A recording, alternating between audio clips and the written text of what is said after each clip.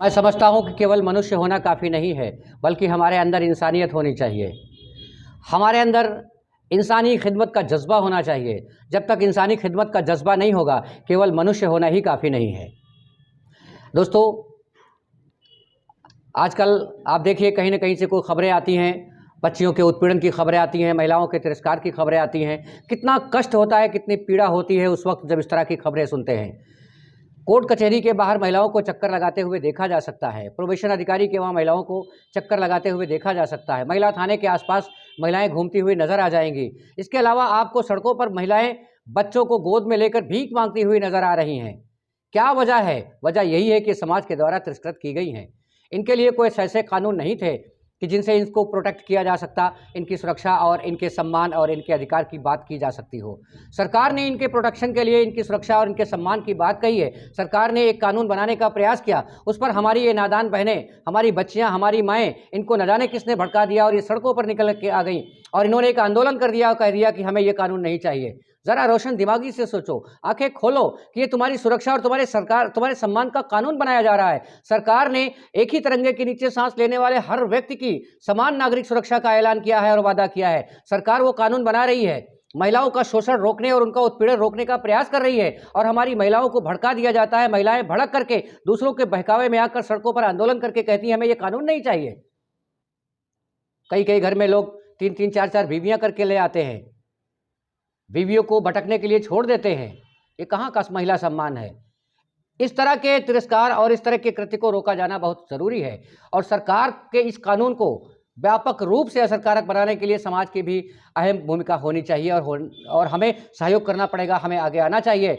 मैं सरकार द्वारा बनाए गए इस कानून के लिए सरकार को सैल्यूट करता हूं और सरकार, हमारी भारत सरकार सम्मान की पात्र है, मुबारकबाद की पात्र है कि सरकार ने एक ही तिरंगे के नीचे सांस लेने वाला प्रत्येक हिंदुस्तानी नागरिक को समान अधिकार देने का प्रयास कर रही है और समान रूप से सुरक्षा देने का और उनके तिरस्कार को रोकने का प्रयास कर रही है। ये बहुत बड़ी बात है। सरकार हमारी सम्मान की पात्र है, मुबारकबाद की पात्र है। मैं बात कर रहा था एजुकेशन की। दुनिया की तमाम खुशहाली के रास्ते एजुकेशन से ही खुलते हैं। जिंदगी में आने वाली तमाम तर मुश्किलों से निपटने के लिए सही निर्णय हम एजुकेशन से ही ले सकते हैं। लेकिन बड़ा अफसोस होता है कि जब हमारा शिक्षित समाज बेरोजगारी का राग अलापता हुआ नजर आता है।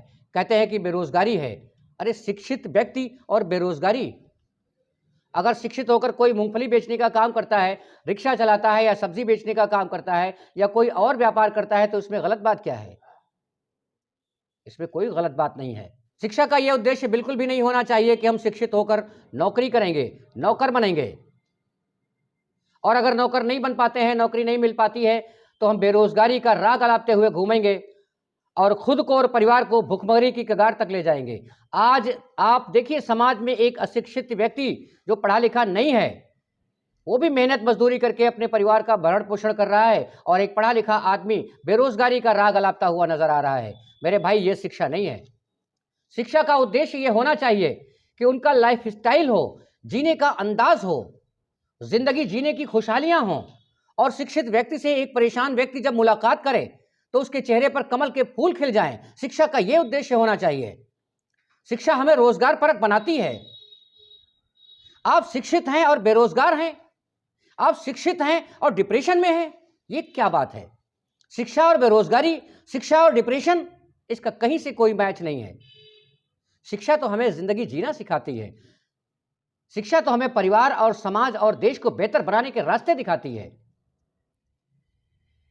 हमारे पूर्व राष्ट्रपति स्वर्गीय डॉक्टर एपीजे अब्दुल कलाम ने कहा था कि जब तक हम शिक्षा को इसलिए ग्रहण करते रहेंगे कि नौकरी पाना है, जब तक हम नौकरी के लिए शिक्षा ग्रहण करते रहेंगे, तब तक हिंदुस्तान में केवल और केवल नौकर ही पैदा होते रहेंगे, गुलाम ही पैदा होते रहेंगे। राजा तो बन नहीं सकते, मास्टर तो बन नहीं सकते, मालिक तो बन नहीं सकते।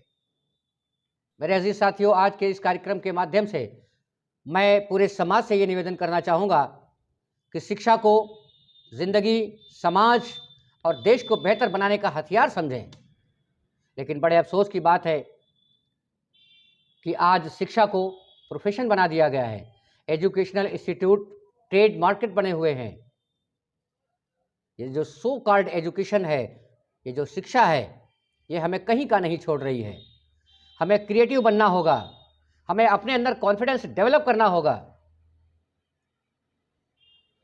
और हमें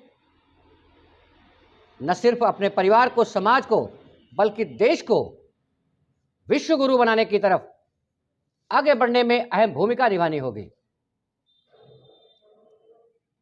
बड़े अफसोस की बात है कि एक 3 साल के बच्चे को एजुकेशन के डब्बे में डाला जाता है और उस डब्बे के आसपास समाज भी रहता है, सिस्टम रहता है, शासन प्रशासन रहता है, अभिभावक रहते हैं। 12 साल के बाद जब उस बच्चे से मुलाकात करने की कोशिश की जाती है तो वो बच्चे सलाखों के पीछे या अपराध की दुनिया में पाए जाते हैं।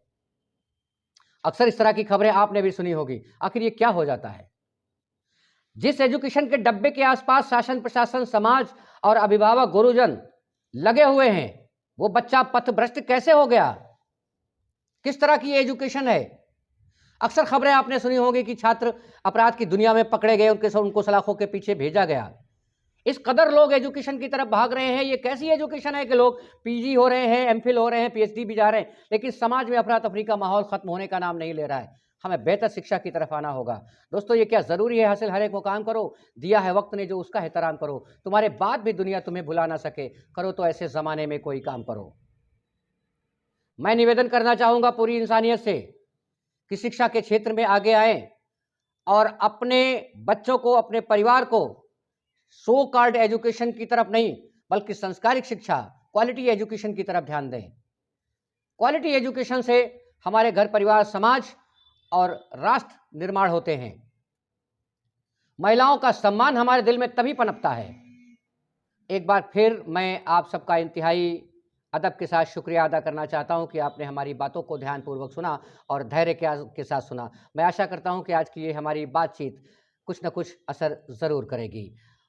वक्त के समंदर में अब जो आजमाओगे, हम भी डूब जाएंगे, तुम भी डूब जाओगे।